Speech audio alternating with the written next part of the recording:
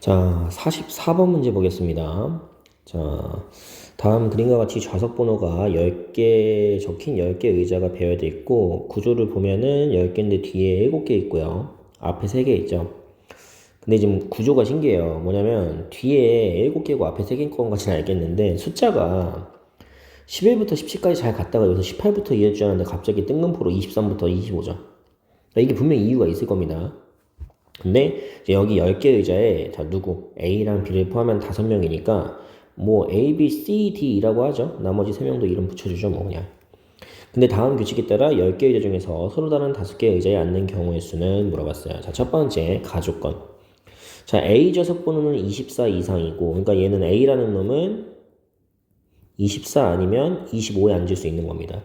그다음에 B의 좌석 번호는 14 이하니까 11, 12, 13, 14에 앉을 수 있겠네요. 좀 약간 경우가 좁혀졌네요, 일단. 근데 이제 나조건 볼게요. 5명의 학생 중에서 어느 두 학생도 좌석 번호의 차가 1이 되도록 앉지 않는다. 자, 좌석 번호 차가 1이 되지 않는다는 거는 사실상 같은 줄 선상에서 인접하지 않는다는 소리거든요. 같은 줄 선상에서. 그러니까 여하고 여기는 어차피 줄이 숫자 넘버가 확 플러스 되기 때문에 뭐 줄도 다르고요. 그죠? 이게 만약에 여기가 18이었다면 17 앉으면 18도 못 앉는 건데 그건 아니란 소리지. 그죠? 그 다음 나조건 볼게요. 5명 학생 중에서 어느 두 학생도 좌석 번호의 차이가 10이 되도록 앉지 않는다. 그러니까 10이니까 이렇게 되겠네. 13에서 10, 14, 24. 그러니까 여기가 앞으로 앉으면 안 되네요. 그죠? 이해돼요?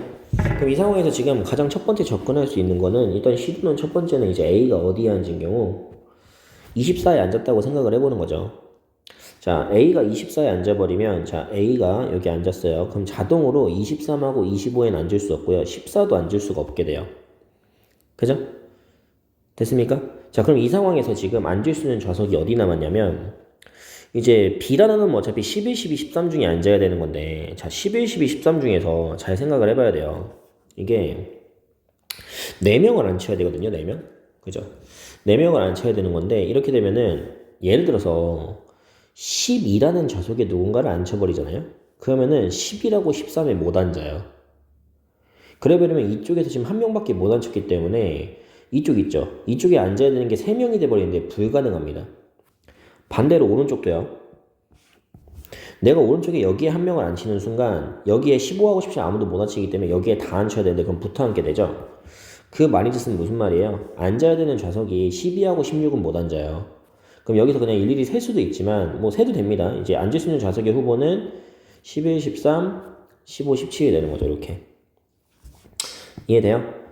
B가 근데 여기서 B가 앉을 수 있는 좌석이 어디예요? 10이라고 13이에요. 그죠? 그럼 B를 먼저 B를 11 또는 13에 앉히는 경우수 두 가지를 곱해주고요.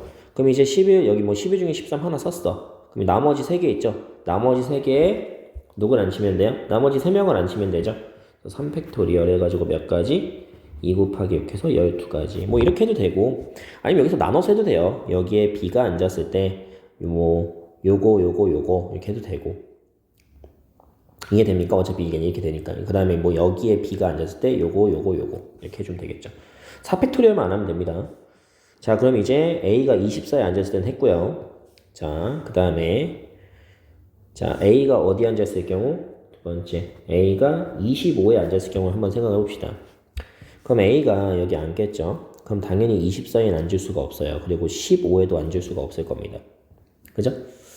자, 근데 여기서 이제 뭐 여러 가지 생각할 수 있는데 일단은 이 A가 25 앉은 경우의 수는 이거 푸는 거는 방법이 좀 여러 가지가 있는데 그냥 가장 1차원적인 접근으로 해볼게요. 자, A가 25에 앉은 상황에서 그러면 이제 15 못 앉고 24 못 앉습니다.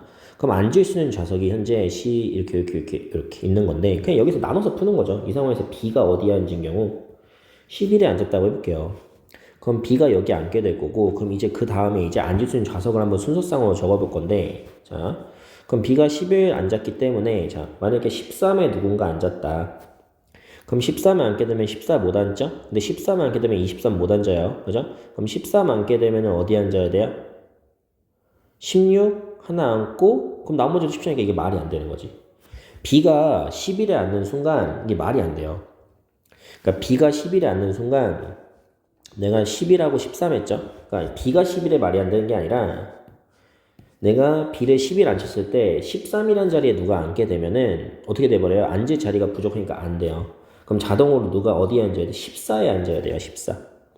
그럼 14에 앉게 되면은 16이나 17 중에 하나 앉은 다음에 23을 앉으면 되기 때문에 14, 16, 23 이렇게 나올 거고 14, 17, 23도 나올 거예요. 이렇게 두 개 나올 겁니다. 그럼 두 번째 B가 뭐인 경우 12에 앉는다고 해볼게요. B가. 자, B가 12에 앉았다면 자 여기에다가 내가 B를 이렇게 적겠죠.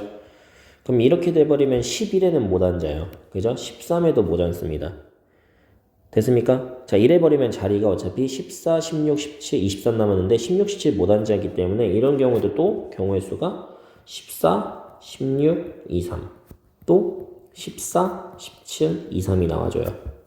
자, 그 다음 이제 B를 어디 앉힌다? 자, B를 어디 앉혀볼까요? B를 13에 앉혀봅시다. 그럼 여기 B가 여기 앉았어요. B. 그래버리면 이제 순서상 셀 수 있는 게 처음에 자 10일 앉았죠? 그럼 10일 앉았기 때문에 그 다음에 이제 여기 앉았는데 14 못 앉고 12 못 앉아요. 근데 이래버리면 이제 어디 23에 못 앉게 되죠. 그래서 내가 B가 13에 앉는 순간 이건 애당초 불가능합니다. 세는 게 의미가 없다는 소리죠. 자, 그러면 이제 뭐 남았죠? B가 어디? 14 앉는 경우. 그럼 B가 여기 앉았다고 했을 때 일단은 순서상 세보면 11, 그럼 13, 11 앉았으니까 13 못 앉고 16 가능하고 그때 23 가능하죠? 그 다음 11, 17, 23 가능하죠? 그죠? 근데 이제 어디? 12 앉았을 때 16, 23도 가능하고 12, 17, 23도 가능해요. 그죠? 근데 이제 13 앉아버리면 B랑 붙었기 때문에 못 앉죠. 그럼 총 몇 가지예요? 하나, 둘, 셋, 넷, 다섯, 여섯, 일곱, 8가지가 되는 거고 이 8가지 좌석에 사람을 배치를 해야 되니까 3팩이 곱해줘야 돼요. 그럼 8 곱하기 6에서 6, 8, 48 되면서 결국엔 답은 12랑 48을 더하니까 답은 60까지로 나옵니다.